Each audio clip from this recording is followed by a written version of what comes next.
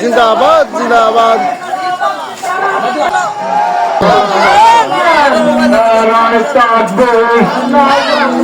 আল কোরআনের আলো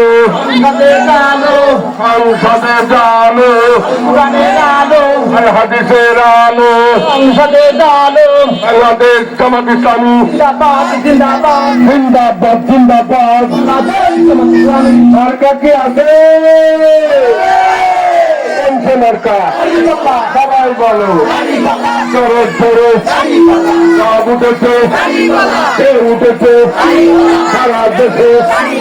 সবাই মিলে ইয়াতিমের সুদূরের শ্রমিকের